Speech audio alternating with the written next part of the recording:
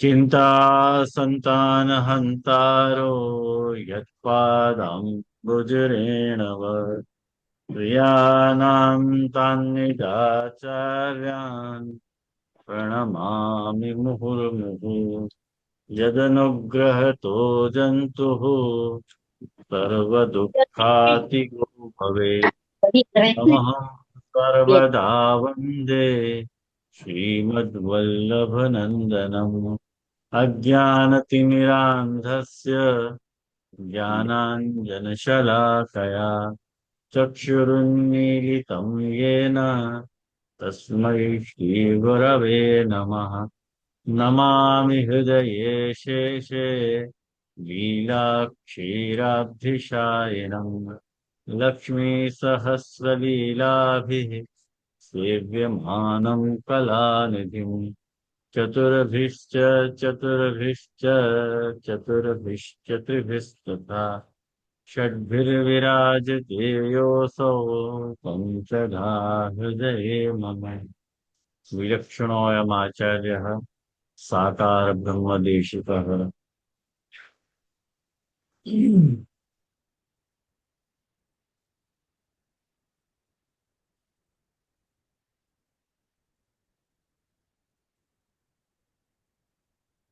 સેવા કૌમુદીનો વિષય ચાલી રહ્યો છે.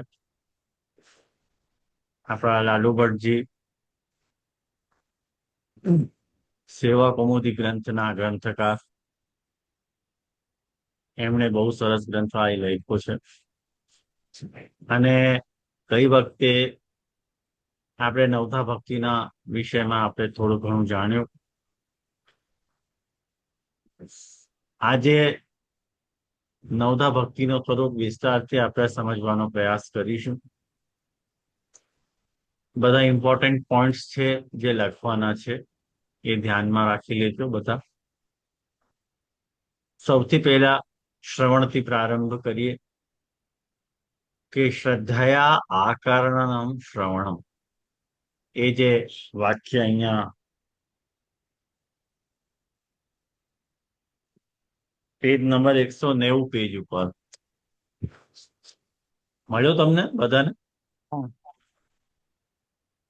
190 ઉપર છે કે તત્ર ભગવદીય વક્તૃમુખાદ ભગવદ જન્મ નામ સ્તોત્રાદિનામ શ્રદ્ધયા આકર્ણનમ શ્રવણમ. કે ભગવદીયના મુખથી ભગવાનના જન્મ, ભગવાનનું નામ અને ભગવાનના સ્તોત્ર ઇત્યાદિનો શ્રદ્ધાથી આકર્ણન કરવું, શ્રદ્ધાથી સાંભળવું શ્રવણ છે. ખ્યાલમાં આવ્યો ને? હવે અહીંયા શું કહેવા માંગી રહ્યા છે કે આ જે વાક્ય છે એને 3 શબ્દોમાં વેચીને વિભાજિત કરીને આપણે સમજવાનો પ્રયાસ કરીશું. શ્રદ્ધયા. શ્રદ્ધા એટલે પૂર્ણ સન્માન અને તમારો અસીમ વિશ્વાસ એની સાથે જો તમે શ્રવણ કરો છો તો શ્રવણ છે. શ્રદ્ધાનો મતલબ શું છે કે શ્રદ્ધા એટલે પૂર્ણ સન્માન અને તમારો ગહેરો જે વિશ્વાસ છે એની સાથે જ્યારે તમે શ્રવણ કરવા બેસી રહ્યા છો ત્યારે શ્રવણ થાય છે. આકર્ણનમ એટલે તમારા કાનો સુધી એ વાક્ય જે કોઈ બોલી રહ્યો તમે શ્રવણ કરી રહ્યા છો, રાઈટ? કોઈ બોલી રહ્યો છે અને તમે સાંભળી રહ્યા છો, તો એ શબ્દ તમારા કાન સુધી આવી રહ્યા છે તો જે શબ્દ તમારા કાન તરફ આવી રહ્યા છે એને એકાગ્રતાથી ધ્યાન આપીને સાંભળવો શ્રવણમ. આ જ સાચો શ્રવણ છે એમ લાલુ ભટ્ટજી કહી રહ્યા છે. અર્થાત એનો અર્થ શું થાય કે કેવલ કાનોમાં, તમારા કાનોમાં તમે જે અવાજ આવી રહી છે, અવાજ આવી રહી છે, એ શ્રવણ નથી, બલકે આદર અને ધ્યાનની સાથે તમે એ વાતને મનમાં ઉતારી રહ્યા છો, એનું નામ સાચું શ્રવણ છે. બહુ એક સરળ ઉદાહરણથી આપણે આ વસ્તુને સમજવાનો પ્રયાસ કરીએ કે ચાલ, માની લો એક ડોક્ટર અને એક મરીઝ બેઠા છે.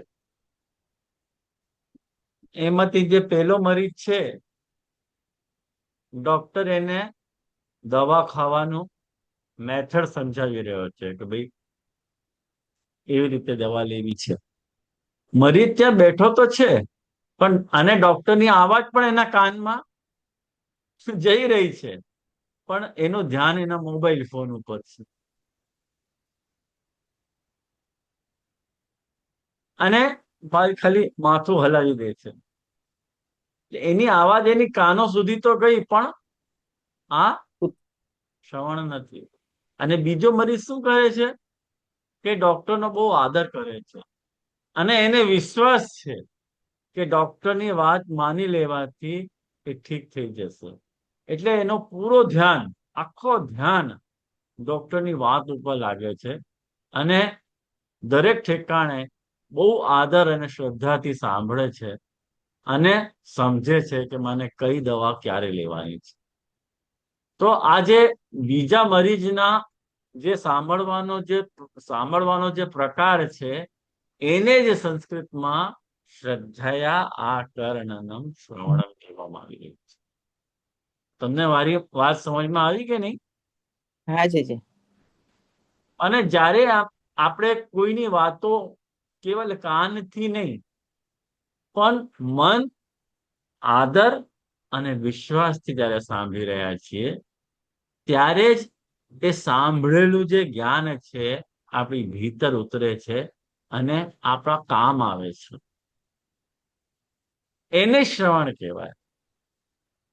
આજે આપણે સત્સંગમાં બેસીએ છીએ, કેટલાક લોકો સત્સંગમાં પણ મોબાઈલને હેન્ડલ કરતા હોય અને ફોન કરીને આન્સર આપતા હોય. અરે સત્સંગ ચાલી રહ્યું છે, કોઈ મોબાઈલ આવે છે તો મોબાઈલને ઓફ ન કરી શકાય?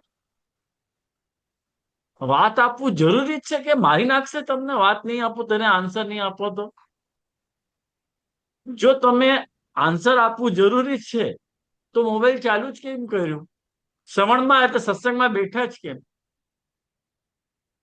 જયારે તમે સત્સંગમાં બેઠા છો ત્યારે તમારે મોબાઈલ સંપૂર્ણ રીતે ઓફ કરી દેવો જોઈએ, અને આવે તો ધ્યાન ના આપવું જોઈએ. હજુ તમે ધ્યાન આપી રહ્યું છે તો તમારું ધ્યાન એક ઉપર કેન્દ્રિત થઈ શકે, કાં તો મોબાઈલ ઉપર, કાં તો સત્સંગમાં શ્રવણ ઉપર. સીધી વાત છે. એટલે તમને શ્રદ્ધા નથી, ટાઈમ પાસ કરી રહ્યા છે. ખ્યાલમાં આવ્યું ને તમને? જવાબ આપો. 1 કલાક માટે આપણે મોબાઈલ ના છોડી શકીએ? કયું નુકસાન થઈ જવાનું છે? 1 કલાક તમે મોબાઈલને હાથ નહીં લગાડો તો, એના દર્શન નહીં કરો તો તમારું કઈ બગડી જવાનું? 1 કલાક તો શાંતિ રાખો મોબાઈલને. ખ્યાલ આવ્યો ને? તો આ શ્રવણ છે. જુઓ, હવે કીર્તનનો ભાવ. અહીંયા લાલુ ભટ્ટજી શું કહી રહ્યા છે કે ભગવન નામ કર્મ સ્તોત્રાદિનામ શ્રદ્ધયા કથનમ કીર્તનમ.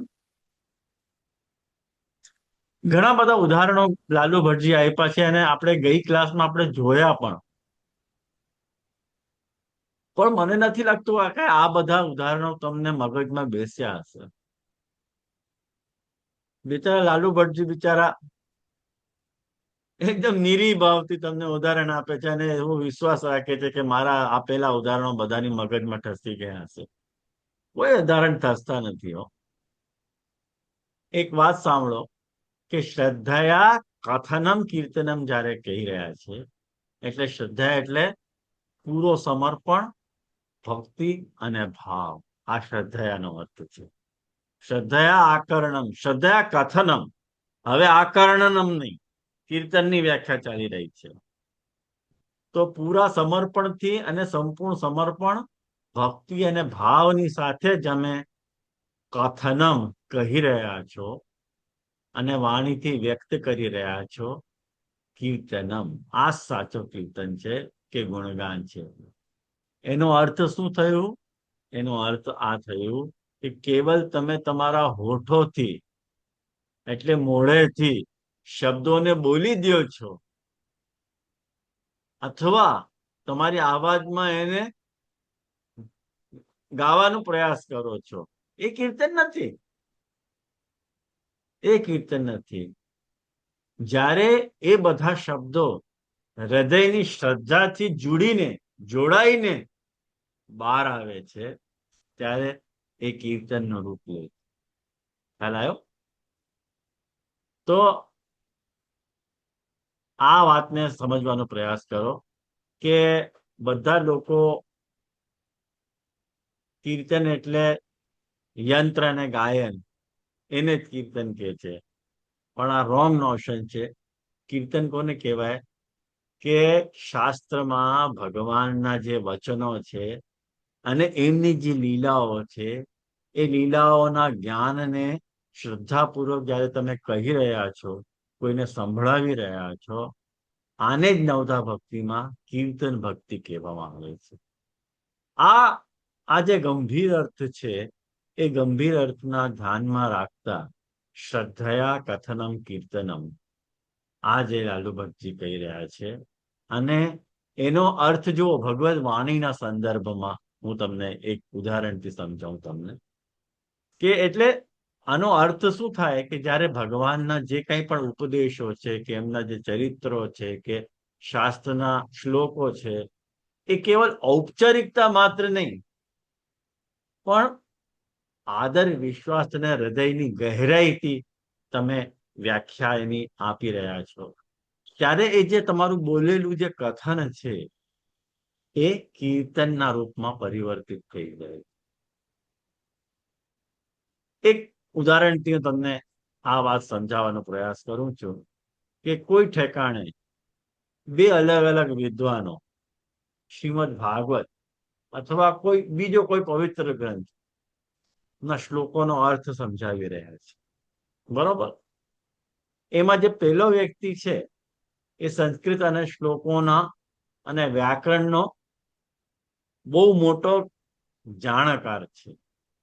એ ભગવદ વાણીને વાંચી રહ્યો છે અને લોકોને સમજાવી પણ રહ્યો છે.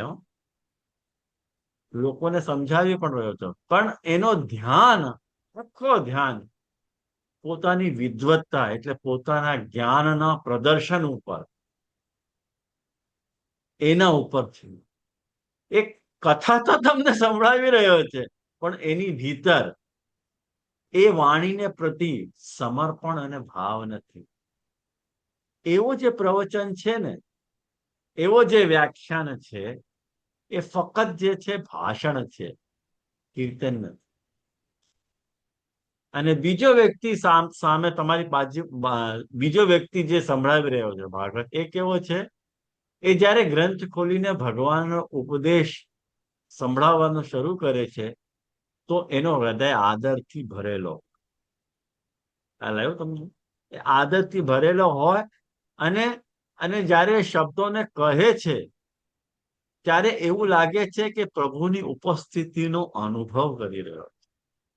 પ્રભુ જયારે સાક્ષાત એની નજર સામે બિરાજતા હોય ને એવી રીતે તમને સમજાવે છે. તો જ્યારે કોઈ પણ વસ્તુને એ સમજાવે છે એ વ્યક્તિના પોતાનો ભાવ, પોતાનો જે હૃદય છે એ ભાવથી ભરાઈ જતું હોય. તો આને કીર્તન કહેવામાં આવી રહ્યું છે. જે ઉદાહરણમાં સુખદેવજી દ્વારા રાજા પરીક્ષિતને લગાતાર 7 દિવસો સુધી ભાગવતની કથા સંભળાવવામાં આવી, એ શ્રવણ એટલે એ કીર્તન. ખ્યાલમાં આવ્યું તમને? ત્યાં કોઈ વાદ્ય મંત્ર નહોતા વાગતા, પણ એને કીર્તન કહેવામાં આવી રહ્યું છે. ખ્યાલમાં આવ્યો? તો આ શ્રવણ અને કીર્તન આ બંનેની વ્યાખ્યા આવી રહી છે. તમને મગજમાં બેસી કે નહીં આ બંને વ્યાખ્યાઓ? સમજ્યા. હવે ત્રીજો શ્રવણ ભક્ત એટલે નવધા ભક્તિનો ત્રીજો અંગ સ્મરણ. આ સ્મરણ માટે લાલુ ભટ્ટજી જો શું આજ્ઞા કરી રહ્યા છે કે ભગવત સ્વરૂપ લીલા પરિકર આદિનામ શ્રદ્ધયા ચિંતનમ સ્મરણમ. એમાં લાલુ ભટ્ટજી ભાગવતના એકાદશ સ્કંદનો કોટ કરે છે. એકાદશ સ્કંદ અને પ્રથમ સ્કંદના ઉદ્ધત વચનો કોટ કરી રહ્યા છે. એ બરોબર છે. આપણે એક વખત સ્મરણ શું છે એ આપણે જોઈ લઈએ. બહુ સુંદર વાક્ય છે. શ્રવણ અને કીર્તન પછી નવધા ભક્તિના ત્રીજા સોપાન ઉપર સ્મરણનું બહુ સટીક વ્યાખ્યા લાલુ ભટ્ટજી કરી રહ્યા છે. સંસ્કૃત વાક્યનો સરળ અર્થ પહેલા સમજવાનો પ્રયાસ કરો. એને ભાગમાં વિભાજિત કરો. ભગવતા, ભગવતા એટલે ભગવાનના, સ્વરૂપ એટલે એમનો દિવ્ય રૂપ કે છબી, જેવી તેમનું મુખમંડલ કે એમના વસ્ત્ર કંઈ પણ. લીલા, લીલા એટલે એમના દ્વારા કરવામાં આવેલા કર્મો, એમના દિવ્ય ચરિત્રો, જેવી રીતે ગોર્ધન ધારણ વગેરે વગેરે, માખણ ચોરી વગેરે, ઉખલ બંધન ઇત્યાદિ. અને પરિકર આદિ, પરિકર આદિ એટલે એમનો જે પરિકર છે, એટલે એમના જે ભક્તો છે, એમના જે સખાઓ છે, એમનો જે ધામ છે, એમનો જે આભૂષણ આદિ છે, એ બધું એ પરિકરમાં આવશે. અને નામ, પરિકરાદિનામ શ્રદ્ધયા ચિંતનમ. એ બધાનો એટલે પ્રભુનું સ્વરૂપનો, પ્રભુની લીલાનો અને પ્રભુના પરિકર આદિ વગેરે ત્રણેયનું આદર, પ્રેમ અને વિશ્વાસ સાથે જ્યારે તમે ધ્યાન કરીને એનો સ્મરણ કરો છો, ત્યારે એ સાચું સ્મરણ છે. એમાં આવ્યું. આનો પણ એક બહુ સરળ હું તમને સટીક ઉદાહરણ આપું. માની લ્યો કે બે વ્યક્તિ ભગવાનને યાદ કરવાનો પ્રયાસ કરી રહ્યા છે, ભગવાનને યાદ કરી રહ્યા છે. પેલો વ્યક્તિ જયારે હાથમાં માલા લઈને, સ્મરણ તો એવું જ હોય ને, કઈક માધ્યમ જોઈએ ને, હાથમાં માલા લઈને આંખ બંધ કરીને બેઠો છે. લગાતાર ભગવાનનું નામ બોલે છે, જય શ્રી કૃષ્ણ, જય શ્રી કૃષ્ણ, જય શ્રી કૃષ્ણ બોલી રહ્યો છે. પણ એનું મન શાંત નથી. મનમાં કાલે ધંધામાં જે મુનાફો થશે કે નુકસાન થશે, ઘરમાં કોઈની સાથે કલહ થઈ રહ્યો છે કે શાંતિ છે, કે કોઈ બીજી સાંસારિક ચિંતામાં એનો મન ઉલઝેલો છે, એંગેજ છે. એટલે તે નામ તો જપી રહ્યો છે, પણ મનમાં ભગવાનનો સ્વરૂપ કે ભગવાનની લીલાનો શ્રદ્ધાપૂર્વક ચિંતન નથી. એવો જે સ્મરણ છે ને, એ કેવલ એક યાંત્રિક ક્રિયા છે, સાચો સ્મરણ નથી. અને બીજો વ્યક્તિ એ પૂજા નથી કરી રહ્યો, અને પણ થઈ શકે એ એકાંતમાં બેસીને કોઈ સામાન્ય કામ કરી રહ્યો છે, પણ અચાનક એના મનમાં ભગવાનની કોઈ પણ લીલા નો વિચાર આવે છે. જે રીતે ગોધન લીલાનો વિચાર આવી ગયો કે ઠાકોરજીએ કેવી રીતે પ્રજભક્તોના ઉદ્ધાર માટે આ નાની ઉંગલી ઉપર ગોધન પર્વત ધારણ કરી દીધો, અને કેવી રીતે બધા એમને ઘેરાયેલા ઉભા હતા અને કૃત્ય અનુભવી રહ્યા હતા, એવો ભાવ, એ બધું એને યાદ આવી ગયો. તો એ આખો જે પ્રસંગ છે, એ પ્રસંગનો શ્રદ્ધાને સાથે ચિંતન કરવા લાગે છે, અને થોડાક ક્ષણો માટે ભૂલી જાય છે શું કરી રહ્યો છે, અને આનંદિત થાય છે. આ બીજા વ્યક્તિની જે માનસિક અવસ્થા છે, એવી માનસિક અવસ્થાને શાસ્ત્રોમાં ભગવત સ્વરૂપ લીલા પરિકર આદિનામ શ્રદ્ધયા ચિંતનમ સ્મરણમ કહેવામાં આવે છે. આ પરિસ્થિતિ છે. સાર શું? આ પરિભાષાનો સાર શું? સાર એ કે સ્મરણ કેવળ આંખ બંધ કરીને રટવાનું નામ સ્મરણ નથી. જ્યારે તમારું મન શ્રદ્ધાની સાથે ભગવાનના રૂપ, એમના ગુણો અને એમનો ધામ કે એમના ભક્તોના વિચારોમાં સંપૂર્ણ રીતે ડૂબી જાય છે, ત્યારે તમારું એ માનસિક ચિંતન જે છે સ્મરણ બની જાય છે. અવિધાનમાં એટલે એને સ્મરણ કહેવાય. ખ્યાલમાં આવ્યું ને? એટલે તમે અત્યારે તો બેઠા તો અહીંયા ક્લાસમાં છો, પણ તમારું ધ્યાન બીજે થાય કે આ ક્લાસ ક્યારે પૂરી થશે. 1 કલાક માટે ફસાઈ ગયા. હવે જો આનું ચિંતન જો થતું હોય તો આ સ્મરણ નથી ભાઈ. આપણે ભગવત ગુણાનુવાદ માટે બેઠા છીએ, એકત્રિત થયા છીએ, અને તમને ઘરની કોઈ બીજી પંચાયત જ યાદ આવતી હોય તો એનું સ્મરણ છે, આનું સ્મરણ નથી. ખ્યાલમાં આવ્યું? હવે નવધા ભક્તિનો ચોથો શું કે છે લાલુ ભટ્ટજી? કે નિરંતરમ શ્રદ્ધયા પરિચર્યા પાદ સેવનમ. એટલે નિરંતર જે છે શ્રદ્ધયા પરિચર્યા પાદ સેવનમ, નિરંતર એટલે લગાતાર શ્રદ્ધાની સાથે જે કરી ગઈ સેવા, કરવામાં આવેલી જે સેવા છે એટલે પરિચર્યા, એ પાદ સેવન છે. અને લાલુ ભટ્ટજી અહીંયા ખુલાસો કરે છે કે પાદ સેવન શબ્દેના સર્વાપી પરિચર્યા નતુ ચરણ સેવા માત્ર. પાદ સેવન શબ્દનો તાત્પર્ય ભગવાનથી જોડાયેલી દરેક પ્રકારની સેવામાં રહેલો છે, ન કે કેવલ એમના ચરણ દબાવવા કે એમના ચરણનો સ્પર્શ કરી લેવો. આ પાદ સેવન નથી.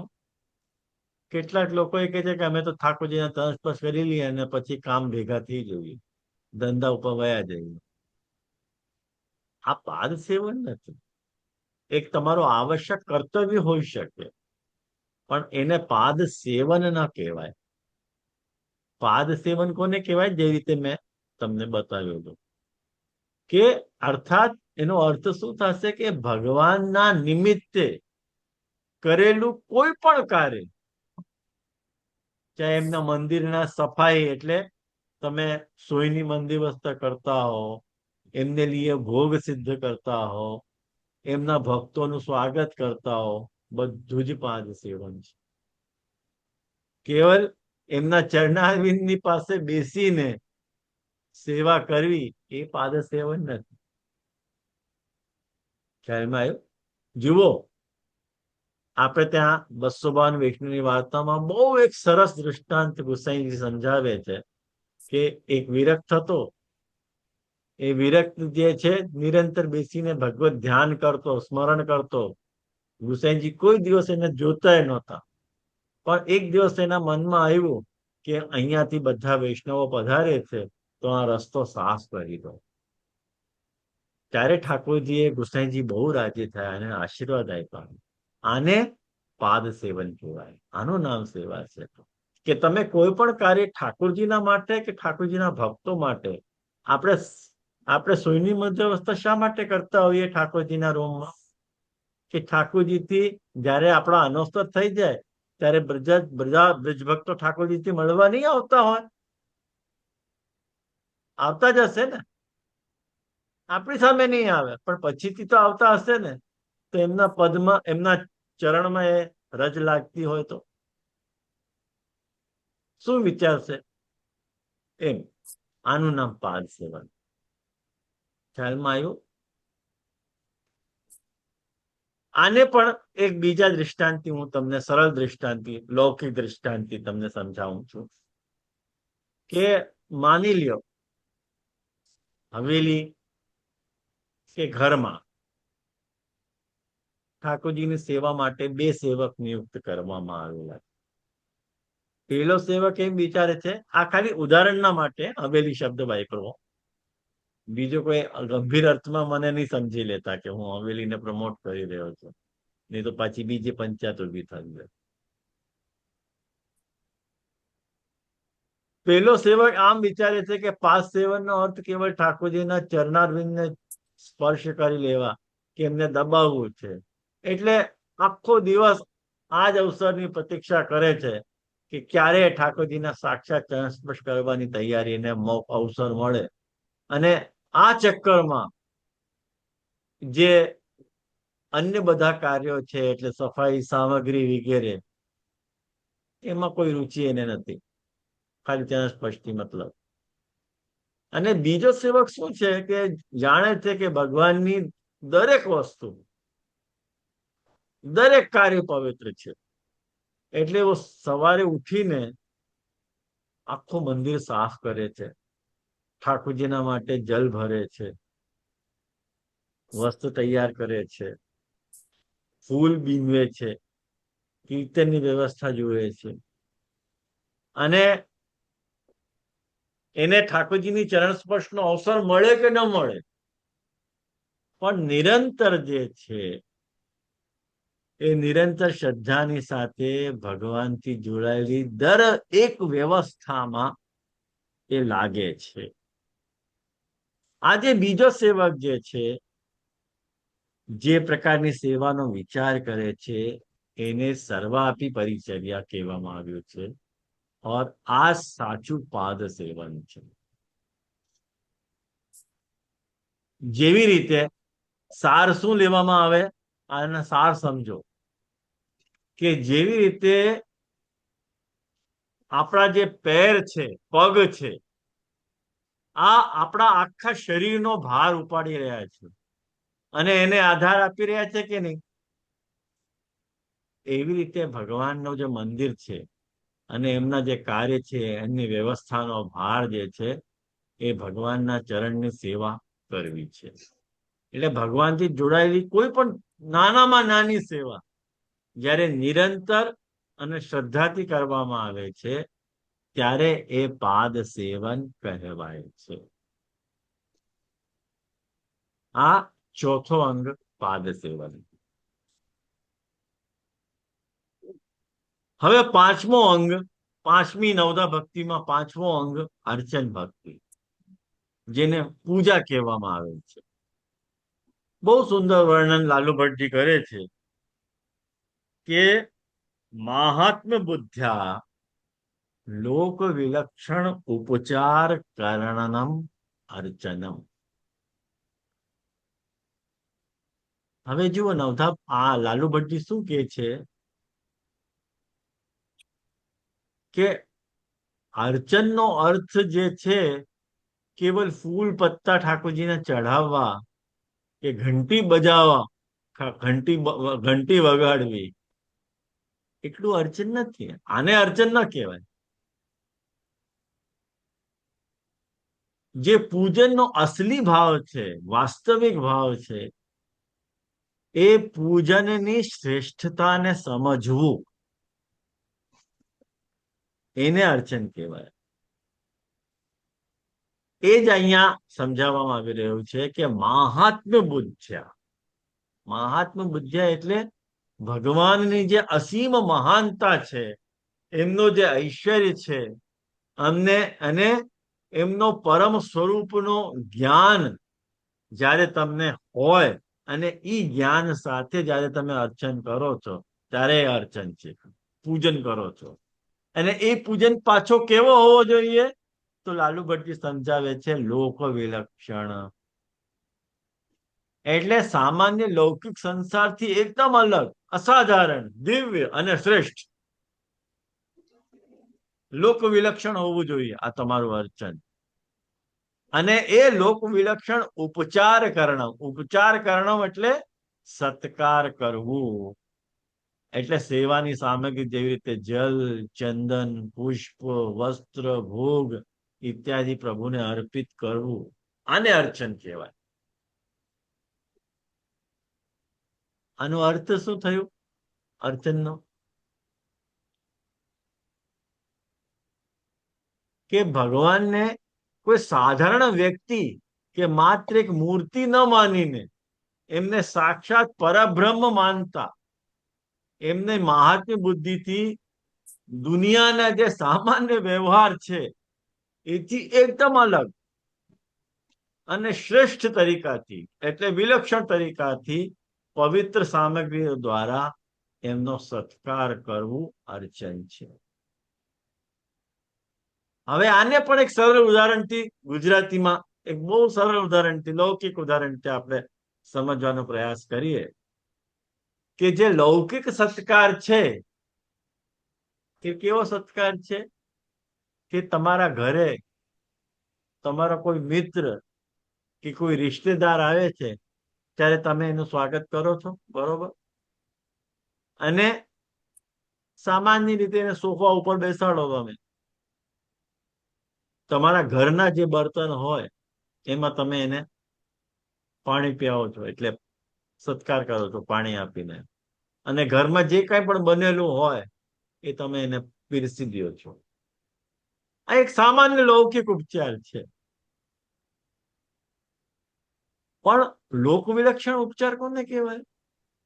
કે તમારા ઘરમાં મંદિરમાં ઠાકોરજીની સેવા તમે કરી રહ્યા છો અને તમે જાણી રહ્યા છો કે ઠાકોરજી જે છે એ સ્વયં બ્રહ્માંડના સ્વામી છે.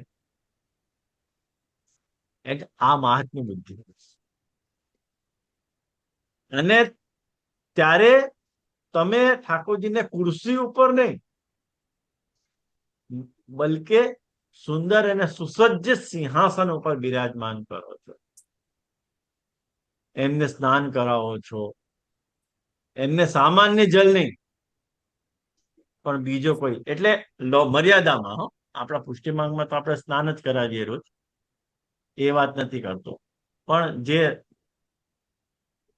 પરિભાષા અનુસાર જે વાત અહીંયા લાલુ ભટ્ટજી બતાવી રહ્યા છે એના અનુસંધાનમાં હું કહી રહ્યો છું કે ગંગાજલથી જયારે તમે એમને સ્નાન કરાવો અને એમને ધરાવવા માટે સર્વોત્તમ વસ્ત્ર અને ઇત્રનો જયારે અત્તરનો પ્રયોગ કરો છો અને જે ભોગ બને છે એ બહુ પવિત્રતાની અને વિશિષ્ટ રૂપથી જયારે તમે તૈયાર કરો છો, ત્યારે આ બધું જે છે ભગવાનની મહાનતાને જાણીને સંસારના જે સાધારણ વ્યવહારો છે એ હટીને, એટલે એના એ સિવાય શ્રેષ્ઠ અને દિવ્ય સત્કાર જયારે તમે કરી રહ્યા છો એને અર્ચન કહેવામાં આવે છે. અર્ચન કર્મકાંડ નથી, પણ તમારો જે તમારી બુદ્ધિમાં ભગવાનની મહાનતાનો આખો ભાવ હોય અને એ ભાવથી જયારે તમે એ વસ્તુ તમે ઠાકોરજીને અર્પિત કરો છો ત્યારે એ સત્કાર સાધારણ સત્કાર નથી, અર્ચન કહેવાય છે. હવે તમને લાગતું હશે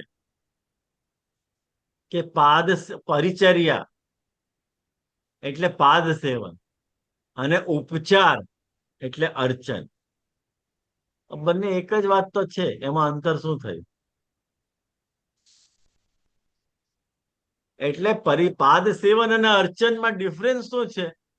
શું ડિફરન્સ છે પાદ સેવન અને અર્ચનમાં? જુઓ, ધ્યાનથી સમજવાનો પ્રયાસ કરો. શ્રમની પ્રધાનતા, ફર્સ્ટ ડિફરન્સ આ આવે છે.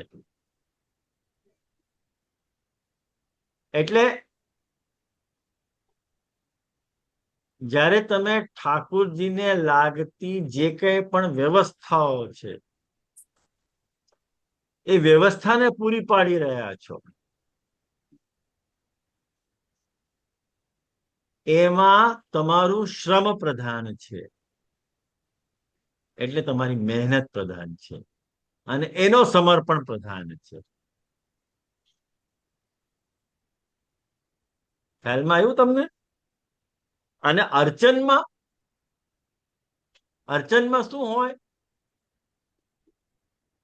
એમાં તમે ભગવાનને પરમેશ્વર માનીને વિશિષ્ટ અને પવિત્ર વસ્તુઓ અર્પિત કરી રહ્યા છો, જે રીતે ચંદન લેપ, વસ્ત્ર, આભૂષણ, ધૂપ, દીપ, નૈવેદ્ય વગેરે. તો અહીંયા ભક્તના શ્રમથી અધિક એ સ્વરૂપનો દિવ્ય સામગ્રીઓથી જે તમે લોક વિલક્ષણ ઉપચાર કરી રહ્યા છો, એને અર્ચન કહેવામાં આવી રહ્યું છે. પાદ સેવનની શું પરિભાષા આપવામાં આવી હતી? કે નિરંતરમ શ્રદ્ધયા પરિચર્યા. પાદ સેવનની સેવા 24 કલાક થઈ શકે. પાદ સેવનની સેવા 24 કલાક થઈ શકે. હો, દાખલા તરીકે ઝાડુ, બુહારી, સોયની, મંદિર અસ્તર, એની તૈયારીનો કોઈ એક નિશ્ચિત સમય ફિક્સ નથી હોતો, કારણ કે નિરંતર ચાલવામાં આવતી જે સેવા છે એ પાદ સેવન છે. પણ અર્ચનના વિશેષ સમય હોય છે અને એના નિયમો હોય છે. જે રીતે પ્રાતઃકાળમાં સ્નાન, શૃંગાર, રાજભોગ, આરતી, અને સાંજના ઠાકોરજીના ઉત્થાન, ભોગ, શયન વગેરે એક વિશિષ્ટ પ્રકાર છે. ખ્યાલમાં આવ્યું તમને? આને પણ એક લૌકિક દૃષ્ટાંતથી બંનેના અંતર તમે સમજાવવાનો પ્રયાસ કરું છું.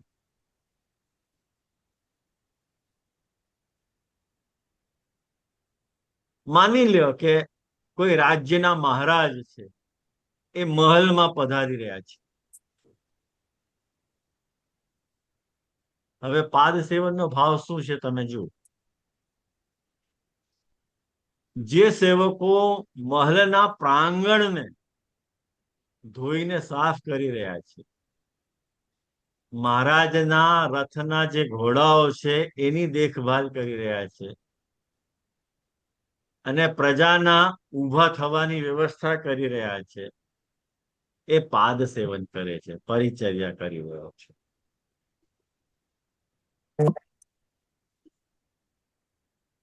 કારણ કે મહારાજની વ્યવસ્થાનો ભાર ઉપાડી રહ્યો છે. એના એમાં એને મહારાજને અડવાનો અવસર મળે કે ન મળે, પણ એની સેવાના વગર મહારાજનો જે દરબાર છે એ ચાલી શકે નહીં. આ બધી વ્યવસ્થા હોવી જોઈએ. અને અર્ચનનો ભાવ શું છે? કે જ્યારે મહારાજ પોતાના રાજ સિંહાસન ઉપર બિરાજમાન થઈ જાય, ત્યારે રાજપુરોહિત કે વિશિષ્ટ મંત્રી આગળ આવીને મહારાજને રાજમુકુટ ધરાવે છે, અને એના મસ્તક ઉપર રાજ તિલક કરે છે, એમને મોતીઓની માલા પહેરાવે છે, એમનો સત્કાર કરે છે. એ જે સત્કાર છે એ અર્ચન છે, લોક વિલક્ષણ ઉપચાર છે. તમને આવ્યું ડિફરન્સ ખ્યાલમાં? અહીંયા મહારાજના સ્વરૂપને ધ્યાનમાં રાખીને એમનો વિશિષ્ટ સન્માન કરવામાં આવે છે. ખ્યાલમાં આવ્યું? એટલે સારના રૂપમાં પાદ સેવન અને અર્ચનનો જે ભેદ છે એના સારના રૂપમાં તમે લખી લો કે પાદ સેવન છે, પાદ સેવન ભગવાનની મંદિરની વ્યવસ્થા સંભાળવાની સેવા છે, એને પાદ સેવન કહેવાય. બલકે જબકે અર્ચન જે છે, સાક્ષાત ભગવાનના શ્રીઅંગ માટે જે વિશિષ્ટ સામગ્રીઓ જયારે તમે સત્કાર કરો છો, એને અર્ચન કહેવામાં આવે છે. પાદ સેવન એ જમીન છે જેના ઉપર બેસીને ભગવાન અર્ચન ગ્રહણ કરે છે. આ ડિફરન્સ પાદ સેવન અને અર્ચન વચ્ચેનો છે. મારા ખ્યાલથી ક્લિયર થવું જોઈએ. મેં ઘણું ક્લિયર કરી નાખ્યું હવે તો. जी बहुत ही सुंदर, बहुत ही सुंदर। હવે જુઓ,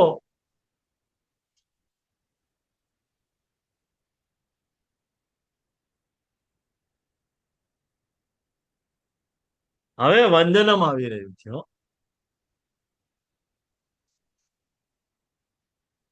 છઠ્ઠો અંગ શ્રવણ, કીર્તન, સ્મરણ, પાદ સેવન, અર્ચન. આ નવધા ભક્તિના 5 અંગ આપણે જોયા. હવે છઠ્ઠું અંગ વંદન.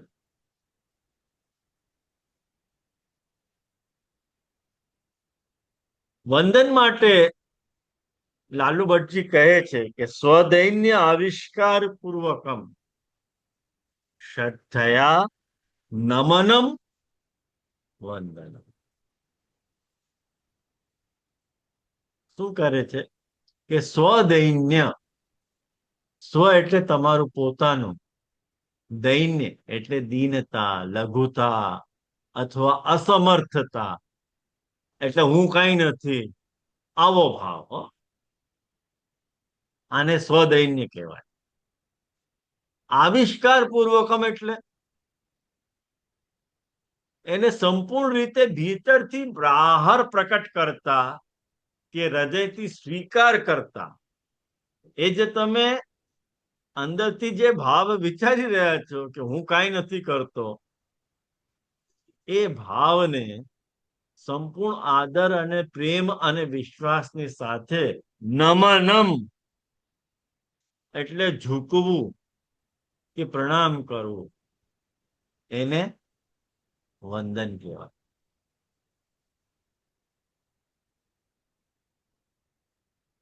એનો અર્થ શું થાય કે ભગવાનની સામે તમે તમારા અહંકારને મટાવીને પોતાની જે દીનતા છે કે હે પ્રભુ, હું અત્યંત તુચ્છ છું અને તમે સર્વશક્તિમાન છો, આને પ્રકટ કરતા શ્રદ્ધાની સાથે જ્યારે તમે ઝૂકી રહ્યા છો, એ વાસ્તવિક વંદન છે. એને વંદન કહેવામાં આવી રહ્યું છે કે સ્વદૈન્ય આવિષ્કાર પૂર્વકમ શ્રદ્ધયા નમનમ વંદનો.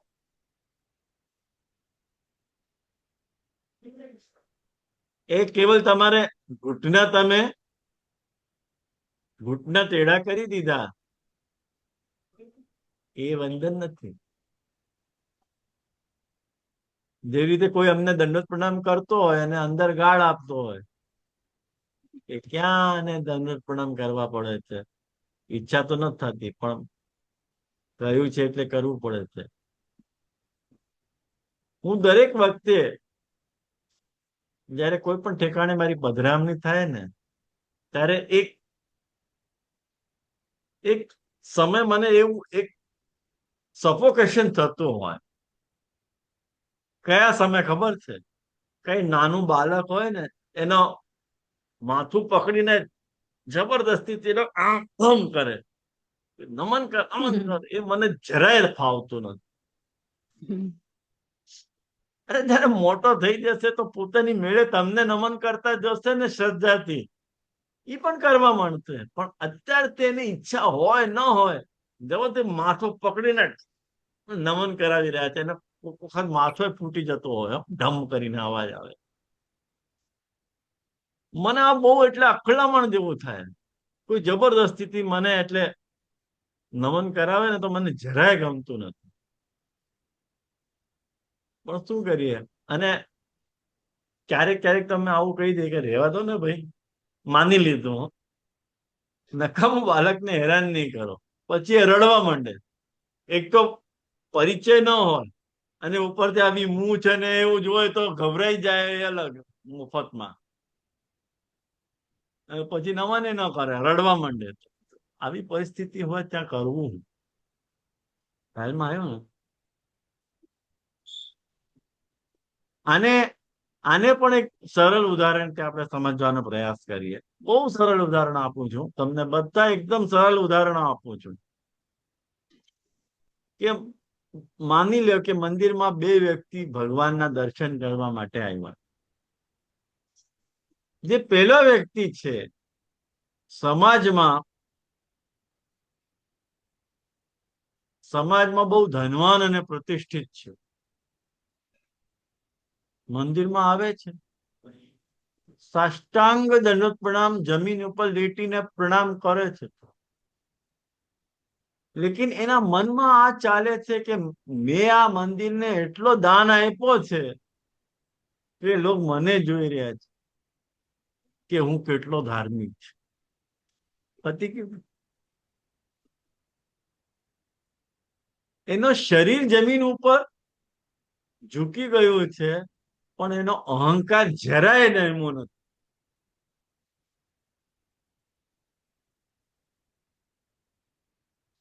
એને ભગવાનને સામે પોતાની મહાનતાનો ભાવ જાળવી રાખ્યો,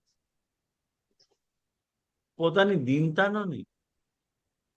એટલે એ જે નમન છે ને એ શારીરિક ક્રિયા માત્ર છે, સાચો વંદન નથી. અને બીજો વ્યક્તિ જયારે ભગવાનની સામે આવે છે તો થઈ શકે કે ભીડના કારણે કે કેવળ હાથ જોડીને પોતાનો સર જ ઝુકાતો હોય, એટલે નમન કરતો હોય, પણ એ વખતે એના હૃદયમાં આ ભાવ હોય છે કે હે નાથ, આપ સમસ્ત બ્રહ્માંડના સમગ્ર બ્રહ્માંડના સ્વામી છો અને હું એક સાધારણ જીવ છું. મારી પાસે મારું કાંઈ નથી, હું સાધારણ જીવ છું. જે કાંઈ પણ છે એ બધું આપની કૃપાથી છે. એના ભીતરની જે બધી જે અકડ છે ને અને અહંકાર જે છે ને એ ભગવાનના ચરણોમાં મૂકી દે છે અને દૈન્યતાની સાથે પોતાની લઘુતાને સ્વીકાર કરે છે કે હું કેવો છું. એ જે બીજા વ્યક્તિના અંદર જે અહંકાર રહિતતા અને દીનતાથી ભરેલો જે પ્રણામ છે એને જ શાસ્ત્રમાં સ્વદૈન્ય આવિષ્કાર પૂર્વકમ શ્રદ્ધયા નમનમ વંદનમ કહેવામાં આવ્યું છે. ખ્યાલમાં આવ્યું તમને? સાર શું હોય? સાર શું છે કે શરીર જયારે તમે ઝુકાવી રહ્યા છો એ નમન હોઈ શકે, કદાચ હોઈ શકે નમન, પણ જ્યારે શરીરની સાથે સાથે જયારે તમારો અહંકાર પણ ભગવાનની સામે સંપૂર્ણ રીતે તૂટીને ઝૂકી જાય છે અને એ વખતે જયારે આપણે દીનતા સ્વીકારી લેતા હોઈએ ત્યારે એ નમન વંદન બની જાય છે. વંદનમાં શરીરથી અધિક અહંકારનો ઝૂકવો આવશ્યક છે. ખ્યાલમાં આવ્યું તમને? આ 6 અંગો આપણે જોયા. એક અંગ હજી આપણે કરી લઈએ, બાકીના અંગો લેસ ક્લાસમાં લેશું. દાસ છે.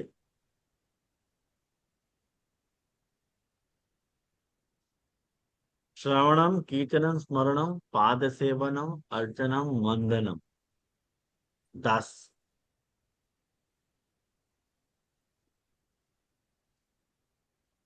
આ દાસની પણ લાલુ ભટ્ટજીએ બહુ ગૂઢ અને અદ્વિતીય પરિભાષા આપી છે.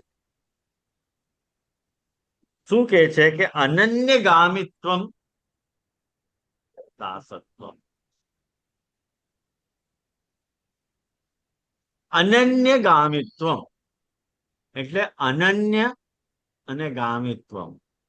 અનન્ય અર્થાત જેની સમાન બીજો કોઈ ન હોય, એટલે અન્યની તરફ ન જવું. ન અન્ય ગામિત્વમ, બીજાની પાસે ન જવું. ગામિત્વમ એટલે જવું કે શરણ લેવું. અનન્ય ગામિત્વ, કોઈ બીજાની શરણ ન લેવી. એટલે અનન્ય ગામિત્વમનો અર્થ શું થાય કે કેવલ અને કેવલ એક તમારો જે સ્વામી છે એની શરણમાં રહેવું, કોઈ બીજાની પાસે આશ્રય કે ફલની ઈચ્છાથી ન જવું, એને શ્રવણ કહેવાય. અરે એને બસ. દાસત્વ કહેવાય. આ સાચો સેવકનો ભાવ છે. સાચો સેવક જે છે એ નથી જે કેવલ સ્વામીનું કામ કરે છે. યાદ રાખજો, સાચો સેવક એ નથી કે કેવલ સ્વામીનું કામ કરતો હોય. સાચો સેવક એ છે કે જેની નિષ્ઠા એટલે વફાદારી અને નિર્ભરતા કેવલ અને કેવલ પોતાના સ્વામી ઉપર હોય છે. સુખ હોય કે દુઃખ હોય, એનો સર જે છે કેવલ પોતાના ઠાકોરજીના સામે જ ઝૂકે છે, કોઈ બીજાના દરવાજા ઉપર નહીં. આ એનો ગૂઢ અર્થ છે અનન્ય ગામિત્વનો. આનો એક બહુ સરળ ઉદાહરણ તમને આપું. બધાના હું તમને ઉદાહરણ આપું છું એટલે તમને વસ્તુ સમજાઈ જાય. એટલે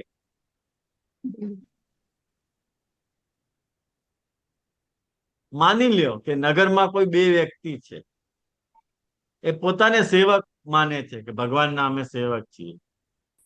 ઓલરાઈટ, પેલો વ્યક્તિ ભગવાનની બહુ સેવા કરે છે, મંદિર જાય છે, પૂજા કરે છે,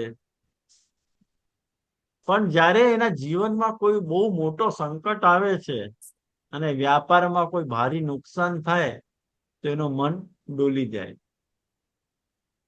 તરત જ કોઈ દેવતા કે કોઈ તાંત્રિક કે કોઈ ધનવાન સત્તાધારીના દરવાજા ઉપર જઈને એને ગુજરાતીમાં એને શું કહેવાય, કરગરવું કહેવાય ને, એને શું કહેવાય? હા, હવે તો હું ગુજરાતી બોલતા શીખી ગયો છું. આજીજી કરવી, વિનંતી કરવી. આજીજી કર્યો, કરગરી ગયો, એ કરગરી જાય છે. મારું કામ કરી દે, મારું કામ કરી દે, એટલે ધૂળ પડી તારા ઉપર. આની નિષ્ઠા પરિસ્થિતિઓના અનુસારે બદલી જાય છે. એ સેવા તો કરે છે પર અનન્ય એકનિષ્ઠ નથી. અને બીજો સેવક આ પ્રભુથી એવી રીતે જોડાયેલો છે કે માને છે કે મારા તો જે કાંઈ પણ છે પ્રભુ જ છે. એના જીવનમાં અપાર દુઃખ પણ કેમ ના આવી જાય, બીમારી આવે કે કોઈ સંકટ આવી જાય, કઈ પણ આવે, એ રડશે તો પણ પોતાના ઠાકોરજીના ચરણારવિંદમાં, પણ કોઈ બીજાની પાસે જઈને હાથ નહીં ફેલાવે. કારણ કે એને દ્રઢ વિશ્વાસ હોય કે મારો સ્વામી જે કરશે ને એ મારા માટે ઓકે જ છે. મને કોઈ બીજાના શરણમાં જવાની આવશ્યકતા છે જ નહીં. આ જે બીજા સેવકની જે એકનિષ્ઠ વૃત્તિ છે, કેવલ એક ઉપર આશ્રિત રહેવાની, એને જ શાસ્ત્રમાં અનન્ય ગામિત્વમ કહેવાયું છે. और आज वास्तवમાં દાસ્ય ભક્તિ છે. સાર શું હોય? સાર શું? સારે કે જેવી રીતે ચાતક પક્ષી કેવલ સ્વાતિ નક્ષત્રની બૂંદની પ્રતીક્ષા કરે છે આખા વર્ષ, ભલે એ પ્યાસો મરી જાય પણ ધરતી કે કોઈ બીજી નદીનો પાણી લેતો નથી. ઠીક એવી જ રીતે પોતાના ઈષ્ટના અતિરિક્ત કોઈ અન્યનો આશ્રય જે ન લેતો હોય એ અનન્ય ગામિત્વમ દાસ્યમનો ઉદાહરણ છે. જે રીતે મીરા કહે છે ને, મેરે તો गिरधर गोपाल दूसरो न कोई. જે રીતે કુમનદાસજી કહે છે, ઓર કોઈ સમજે સો સમજે, हमको इतनी समझ भली, ઠાकुर नंद किशोर हमारे, ઠકરાઈ વૃષભાને લેલું. આ ભાવ મૂળમાં અનન્ય ગામિત્વ દાસ્યમનો છે. હવે 8મો અને 9મો સખ્ય અને આત્મનિવેદન એ આપણે નેક્સ્ટ ક્લાસમાં જોશું. આજે આપણે અહીંયા જ રાખી દઈએ. જે તુલસીદાસ નું ઉદાહરણ આવી શકે ને આમાં? હા, તુલસીદાસજી નું ઉદાહરણ આવી શકે ને આમાં? આવી શકે ને? તુલસી આવી શકે. મસ્તક. હા, આવી શકે. તો તમને ધ્યાનમાં આવ્યું કે નહીં? આપણે આજે 7 અંક આયા 7મો છે, આયા. 7 અંક દેખ લીએ આપણને. હા, હા, તો અહીંયા રાખીએ આપણે. જી છે જી. અક્ષરનો પદ કરીએ. દ્રઢઈન ચરણન કેરો ભરોસો, દ્રઢઈન ચરણન કેરો. શ્રી વલ્લભ નખ ચંદ્ર છટા બેનય, સબ જગમાં જ અંધેરો ભરોસો, દ્રઢઈન ચરણન કે. साधन और नहीं आखिरी में, जासो होय निवेरो. सूर कहा कहे द्विदयांधरो, बिना मूल को चेरो ભરોસો, ચરણાન